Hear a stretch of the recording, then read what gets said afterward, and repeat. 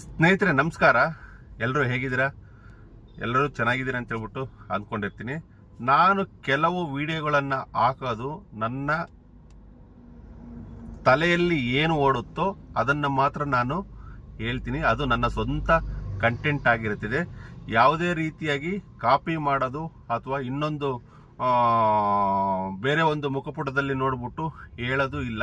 ಆ ರೀತಿ ಏನಾದರೂ ಇದ್ದರೆ ನನ್ನ ವಿಡಿಯೋದಲ್ಲಿ ಕೆಳಗಡೆ ಕೃಪೆ ಅಂತ ಹೇಳ್ಬಿಟ್ಟು ಹಾಕ್ಬಿಟ್ಟು ನಾನು ನಿಮಗೆ ಟೈಟಲ್ ಕೊಟ್ಟಿರ್ತೀನಿ. ಇವತ್ತಿನ ವಿಷಯ ಏನಂತಂದರೆ, ಒಂದು ರಿಲೇಷನ್ಶಿಪ್ ಹೇಗಿರ್ಬೇಕಂತ ಹೇಳ್ಬಿಟ್ಟು ಅದ್ರ ಬಗ್ಗೆ ಮಾತಾಡೋಣ. ಇವತ್ತಿನ ರಿಲೇಷನ್ಶಿಪ್ ಹೆಂಗಿದೆ ಅಂತಂದರೆ, ಒಂದು ರೀತಿಯಲ್ಲಿ ಬಿಸ್ನೆಸ್ ಅಂತಂದರೆ ಹಣ ಇದ್ದರೆ ರಿಲೇಷನ್ ಅನ್ನೋ ಥರ ಇವತ್ತಿನ ಜೀವನ ನಾವು ಕಳೀತಾ ಇದ್ವಿ. ನೀವು ಮೊದಲೆಲ್ಲ ನೋಡಿ, ಒಂದು ಸುಮಾರು 19 ಅಂದರೆ ಸುಮಾರು 20-25 ವರ್ಷದ ಕೆಳಗಡೆ ನೋಡಿ, ಯಾರಾದರೂ ನೆಂಟರು ಅಥವಾ ಯಾರಾದರೂ ರಿಲೇಷನ್ನು ಇಲ್ಲ ಯಾರಾದರೂ ಭಾವಗಳು ಅಥವಾ ಯಾರಾದ್ರು ದೊಡ್ಡಪ್ಪಗಳು ಇಲ್ಲ ಚಿಕ್ಕಪ್ಪಗಳು ಮನೆಗೆ ಬಂದರೆ ಮನೆ ತುಂಬ ಫುಲ್ ಖುಷಿ. ನಮ್ಮ ದೊಡ್ಡಪ್ಪ ಬಂದ, ನಮ್ಮ ಚಿಕ್ಕಪ್ಪ ಬಂದ, ನಮ್ಮ ಅಣ್ಣ ಬಂದಿದ್ದಾನೆ, ನಮ್ಮ ಅತ್ತಿಗೆ ಬಂದಿದ್ದಾರೆ ಅಂತೇಳ್ಬಿಟ್ಟು ಅಂಥ ಭಾವನೆ ಇರ್ತಕ್ಕಂಥ ಮನಸ್ಸು ಆಗ ಇತ್ತು. ಆದರೆ ಇವಾಗ ಯಾರಾದರೂ ರಿಲೇಷನ್ ಬರ್ತಾ ಇದ್ದಾರೆ ಅಂತಂದರೆ, ಈಗಿನ ಜನ್ರೇಷನ್ನಲ್ಲಿ ಯಾಕಾದರೂ ಬರ್ತಾ ಇದ್ದಾರೆ, ಏನಕ್ಕಾದರೂ ಬರ್ತಾ ಇದ್ದಾರೆ, ಏನು ನಮ್ಮ ಹತ್ರ ಬಂದು ಕೇಳ್ತಾರೆ, ಏನಕ್ಕೆ ಬರ್ಬೋದು ಅನ್ನೋ ಒಂದು ಆಲೋಚನೆ ಜನಗಳಿಗೆ ಇವಾಗ ಕಾಡ್ತಾ ಇರುತ್ತೆ. ಎಲ್ಲರೂ ಅಷ್ಟೇ, ನಾವು ಒಂಟಿಯಾಗಿ ಬದುಕಬೇಕು, ನಾವು ಯಾರ ಸವಾಸನೂ ಬೇಡ, ಯಾವ ಅತ್ತಿಗೆನೂ ಬೇಡ, ಯಾವ ಅಣ್ಣನೂ ಬೇಡ, ಯಾವ ತಂಗಿನೂ ಬೇಡ, ಯಾವ ಅಕ್ಕನೂ ಬೇಡ ಅನ್ನೋ ಒಂದು ಮನಸ್ಥಿತಿ ಈಗಿನ ಜನಗಳಿಗೆ ಹುಟ್ಟಾಕೊಂಡ್ಬಿಟ್ಟಿದೆ. ಯಾಕೆ ಅಂತಂತಂದ್ರೆ, ಒಂಟಿ ಜೀವನ ಅಂದರೆ ನಾವು ಒಬ್ಬರೇ ಸ್ವಂತವಾಗಿ ಬದುಕಬೇಕು, ಯಾವ ಸಂಬಂಧನೂ ಬೇಡ ಅನ್ನೋ ಒಂದು ಕಾನ್ಸೆಪ್ಟು ಜನಗಳಿಗೆ ಮೈಂಡಲ್ಲಿ ತುಂಬಿಡಿದೆ. ಯಾಕೆ ತುಂಬಿದೆ ಅಂತಂದರೆ, ದುಡ್ಡಿನ ಮದ. ಆ ದುಡ್ಡಿನ ಮದದಿಂದನೇ ಮನುಷ್ಯನಿಗೆ ಒಂಟಿಯಾಗಿ ಏಕಾಂಗಿಯಾಗಿ ಬದುಕಬೇಕಂತ ಹೇಳ್ಬಿಟ್ಟು ಅನಿಸ್ತಾ ಇರುತ್ತೆ. ಒಂದು ಸತ್ಯವಾದ ಘಟನೆ ಹೇಳ್ತೀನಿ ಕೇಳಿ. ಆ ದುಡ್ಡು ಮನುಷ್ಯನಿಗೆ ನಾವು ಎಷ್ಟು ದಿನ ನಮ್ಮ ಆಯುಸ್ಸು ಭಗವಂತ ಕೊಟ್ಟಿರ್ತೀನೋ ಅಷ್ಟು ದಿನ ಮಾತ್ರ ಸೀಮಿತ. ಆ ದುಡ್ಡು ನಾವು ಇರೋ ತನಕ ಮಾತ್ರ. ನಾವು ಆ ಒಂದು ದಿನ ಆಯುಸ್ ಮುಗಿದ ಮೇಲೆ ಆ ದುಡ್ಡು ನೀನು ಖರ್ಚು ಮಾಡಿದ್ರೆ ಅದು ನಿನ್ನಿಂದ ಬರುತ್ತೆ, ಖರ್ಚು ಮಾಡದೆ ಇಲ್ಲಿ ಬಿಟ್ಟೋಗಿದ್ರೆ ಅದು ಅಲ್ಲೇ ಇರುತ್ತೆ. ನೀನು ಹಣನೇ ಆಗಿರ್ಬೋದು, ಆಸ್ತಿನೇ ಆಗಿರ್ಬೋದು, ಅಂತಸ್ತೆ ಐಶ್ವರ್ಯನೇ ಆಗಿರ್ಬೋದು, ಏನೇ ಆಗಿರ್ಬೋದು, ಆದರೆ ನಿನಗೆ ಸತ್ತಾಗ ಬರೋದು ಸಂಬಂಧಗಳ ಮಾತ್ರ. ನಿನ್ನ ಹೆಣ ಹೊತ್ಕೊಂಡು ಹೋದಾಗ ಎಷ್ಟು ಜನ ಬಂದ್ರು ಅಂತ ಬಿಟ್ಟು ಲೆಕ್ಕ ಹಾಕ್ತಾರೆ ಹೊತ್ತು ನೀನು ಎಷ್ಟು ಕೋಟಿ ಆಸ್ತಿ ಮಾಡಿದೆ ಅಂತ ಹೇಳ್ಬಿಟ್ಟು ಯಾರೂ ಮಾತಾಡೋದಿಲ್ಲ. Very simple. ನೀವು ಇವತ್ತಿನ ಕಾಲದಲ್ಲಿ ಸಂಬಂಧಗಳನ್ನ ಭೇಟಿ ಆಗಬೇಕು, ಮಾತಾಡಿಸ್ಬೇಕು, ಖುಷಿಯಿಂದ ನೋಡಬೇಕು, ಭಾಳ ದಿನ ಆಗಿದೆ ನೋಡಬೇಕು ಅಂತ ಹೇಳ್ಬಿಟ್ಟು ನಿಮ್ಗೆ ಏನಾದರೂ ಅನಿಸಿದ್ರೆ, ಯಾರಾದರೂ ಸತ್ರು ಕೂಡ ಸಂಬಂಧಿಕರು ಬರಲ್ಲ, ಕೆಲಸ ಇದೆ ಬಿಜಿ ಅಂತ ಹೇಳ್ತಾರೆ. ಅದೇ ನೀವು ಮನೆಯಲ್ಲಿ ಒಂದೇ ಒಂದು ನಾನ್ ವೆಜ್ ಊಟ ಮಾಡಿಸಿ ಅಥವಾ ಮರಿ ಹೊಡೀರಿ ಅಥವಾ ಮಟನ್ ಮಾಡಿ, ಎಷ್ಟೇ ಕೆಲಸ ಇದ್ರೂ ಅವನು ಕೆಲಸ ಬಿಟ್ಬಿಟ್ಟು ಒಂದಿನ ರಜಾ ಹಾಕ್ಬಿಟ್ಟು ಬಂದು ನಿಮ್ಮ ಮನೆ ಫಂಕ್ಷನ್ಗೆ ಅಟೆಂಡ್ ಆಗಿ ಹೋಗ್ತಾನೆ. ಯಾಕಂದರೆ ಈಗಿನ ಜನ್ರೇಷನ್ ಆ ರೀತಿ ಬೆಳೀತಾ ಇದೆ. ಸಾವಿಗೆ ಬೆಲೆ ಕೊಡಲ್ಲ. ಒಂದು ಮನೆಯಲ್ಲಿ ಯಾರಾದರೂ ಸತ್ತರೆ ಕೆಲಸ ಇದೆ ಅಂತ ಹೇಳ್ತಾರೆ ಹೊತ್ತು, ಅದೇ ನೀವು ಒಂದು ಊಟ ಮಾಡಿಸಿ ಎಲ್ಲಿದ್ರೂ ಬರ್ತಾರೆ. ಆದರೆ ಯಾವುದೇ ಕಾರಣಕ್ಕೂ ಸ್ವೀಟ್ ಊಟಕ್ಕೆ ಬರಲ್ಲ. ಇದನ್ನ ತಿಳ್ಕೊಂಡಿರಿ. ಬಿಸಿ ಲೈಫ್ ಆಗೋಗ್ಬಿಟ್ಟಿದೆ ಜೀವನ. ಏನೂ ಮಾಡೋಕ್ಕಾಗಲ್ಲ. ಕೇಳಿದ್ರೆ ರಜಾ ಇಲ್ಲ ಅಂತಾರೆ. ನಾವೇನಾದ್ರೂ ಮತ್ತೆ ಎಕ್ಸ್ಟ್ರಾ ಮಾತಾಡೋಕೆ ಹೋದ್ರೆ, ನಾವೇನೋ ಬರಲಿಲ್ಲಪ್ಪ, ಇವನು ಹೆಂಗಂದ್ರೆ ಹಂಗೆ ಮಾತಾಡ್ತಾನೆ, ಹಂಗೆ ಆ ರೀತಿ ಈ ರೀತಿ ಅಂತ ಹೇಳ್ಬಿಟ್ಟು ಹೇಳ್ತಾರೆ.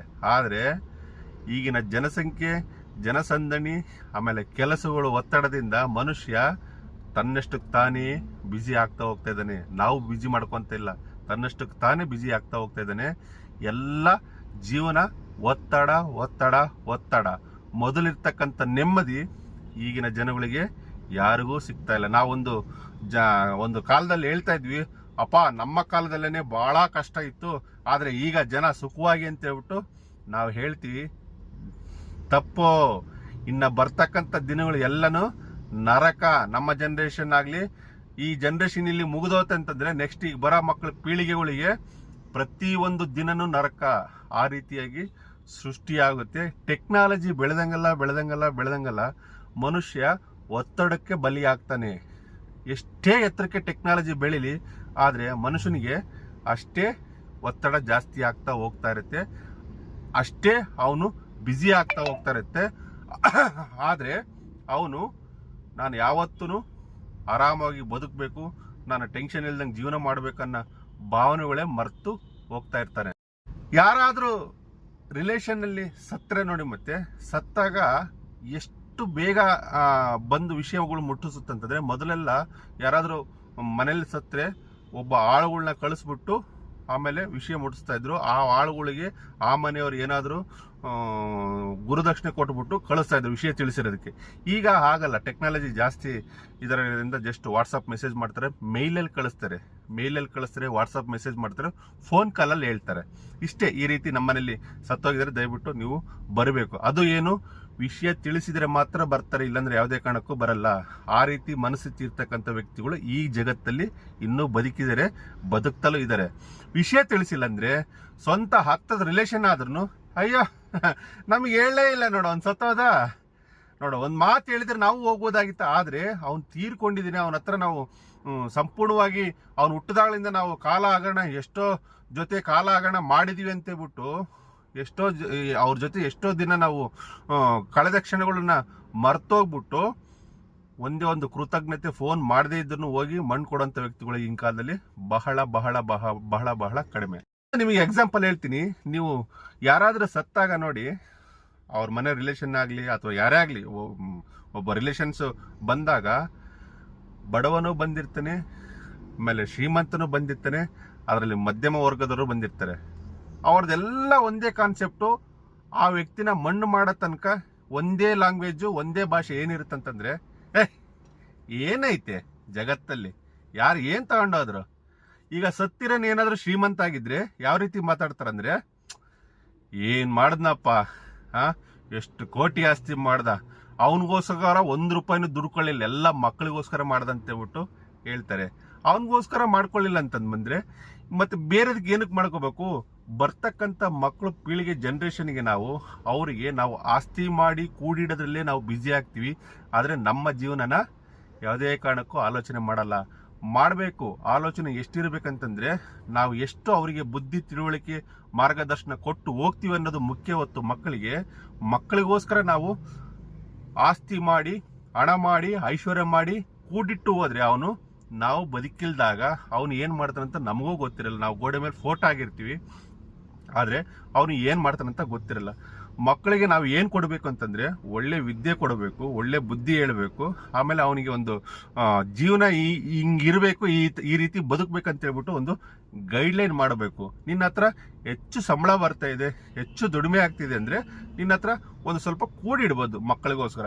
ಅದು ಬಿಟ್ಬಿಟ್ಟು ನೀನು ಇಡೀ ಜೀವನ ಪೂರ್ತಿ ನೀನು ಹಗಲು ರಾತ್ರಿ ದುಡಿದು ಫುಲ್ ಮಕ್ಕಳಿಗೋಸ್ಕರನೇ ಸರ್ವಸ್ವ ತ್ಯಾಗ ಮಾಡ್ತೀನಿ ಅಂತಂದ್ರೆ ಈಗಿನ ಜನರೇಷನ್ ಅಲ್ಲಿ ಕಷ್ಟ. ಈಗಿನ ಪೀಳಿಗೆಯ ಮಕ್ಕಳು ನೀವು ಹೇಳೋ ತರ ಕೇಳೋದಿಲ್ಲ. ಅಷ್ಟೇ. ಆ ಮಣ್ಣು ಮಾಡೋ ತನಕ ಏನು ಆ ಸಮಾಧಾನದ ಮಾತುಗಳನ್ನ ಮಾತಾಡ್ತಾರೋ, ಏನ್ ಸಂಪಾದನೆ ಮಾಡಿದ್ದ, ಏನ್ ಇದೆಲ್ಲ ಮಾಡಿದ್ನಂತೇಳ್ಬಿಟ್ಟು ಹೇಳಿರ್ತಾರೋ, ಅಲ್ಲಿಂದ ಆ ಮಣ್ಣು ಮಾಡಿ 5 ನಿಮಿಷಕ್ಕೆ ಬಸ್ಸಿಗೆ ಟೈಮ್ ಆಯ್ತು, ಬೇಗ ಹೋಗ್ಬೇಕಂತ ಒಬ್ಬ, ಅರ್ಜೆಂಟ್ ನನಗೆ ಎಲ್ಲ ಬೇರೆ ಕೆಲಸ ಇದೆ ಅಂತ ಇನ್ನೊಬ್ಬ ನನಗೆ ಮೀಟಿಂಗ್ ಇದೆ ಅಂತ ಹೇಳ್ಬಿಟ್ಟು ಇನ್ನೊಬ್ಬ, ನಾನು ಇನ್ನೊಂದು ಊರಿಗೆ ಹೋಗ್ಬೇಕಂತ ಹೇಳ್ಬಿಟ್ಟು ಇನ್ನೊಬ್ಬ.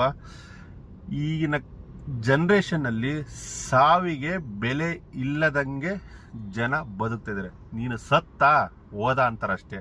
ಕೊಟಕನ್ನ ಓದ ಬಿಡಲ್ಲ, ಸಿಕ್ಕಾಬಟ್ಟೆ ಮಾತಾಡ್ತಿದ್ದ, ನೆಗೆದು ಬಿದ್ನ ಓದ ಬಿಡು ಅಂದ್ರೆ ಮನುಷ್ಯ ಸತ್ರೆ ಇನ್ನೊಬ್ಬ ನೆಮ್ಮದಿಯಾಗಿ ಇರ್ತೀನಿ ಅನ್ನೋ ಕಾನ್ಸೆಪ್ಟ್ ಜನಗಳಿಗೆ ಮೆದುಳಲ್ಲಿ ಬಂದ್ಬಿಟ್ಟಿದೆ. ಆ ರೀತಿ ಭ್ರಮೆಯಲ್ಲಿದ್ದಾರೆ.